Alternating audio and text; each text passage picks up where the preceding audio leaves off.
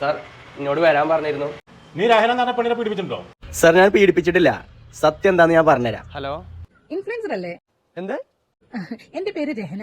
ഞാൻ നിങ്ങളുടെ വലിയൊരു ഫാനാണ്. നിങ്ങളുടെ എല്ലാ വീഡിയോസും ഞാൻ കാണാറുണ്ട്. എല്ലാം സൂപ്പറാണ്. Thank you. എനിക്കൊരു ആഗ്രഹമുണ്ട്. എന്താഗ്രഹം? എനിക്ക് നിങ്ങളുടെ കൂടെ കുറച്ച് വീഡിയോസും കൊളാബൊക്കെ ചെയ്യണമെന്ന്. സോറി, ഞാൻ അങ്ങനെ പുറത്തുനിന്നൊന്നും എടുക്കലില്ല. അയ്യോ, പറ്റില്ല എന്ന് മാത്രം പറയരുത് പ്ലീസ്. ഒരുപാട് നാളായി ഞാൻ ആഗ്രഹിക്കുന്നു. നമുക്ക് നോക്കാം. ഓക്കെ ശരി. പിന്നെ ഒരു വർഷത്തോളം ഞങ്ങൾ കൊളാബ് ചെയ്തിട്ട് ഒരുപാട് റീലുകളൊക്കെ ചെയ്തു. എന്നിട്ട് വേറൊരു ആഗ്രഹം കൂടിയും പറഞ്ഞു. നിങ്ങളെ കല്യാണം കഴിക്കണം. ആ തള്ളനെ കല്യാണം കഴിക്കാൻ പറ്റൂല എന്ന് ഞാൻ തീർത്ത് പറഞ്ഞു. ശരിയാക്കി തരാം. ഇതാണ് സാറേ സത്യത്തിൽ സംഭവിച്ചത്. എന്റെ കള്ളക്കഥ നിനക്ക് കേൾക്കണ്ട. ഒരു വർഷമായിട്ട് പീഡിപ്പിച്ചുകൊണ്ടെന്നല്ല പരാജയം ചെയ്തിരിക്കുന്നത്. പാവം, ഒരു വർഷം കഴിഞ്ഞിട്ടാണ് അവൾക്ക് മനസ്സിലായത് അവളെ പീഡിപ്പിക്കാതിരുന്നില്ലത്. പത്രക്കാർ യൂട്യൂബ് ചാനലൊക്കെ ഞാൻ അറിയിച്ചിട്ടുണ്ട്. സാറേ, പത്രക്കാരൊക്കെ എന്തിനാണ് അറിയിച്ചത്?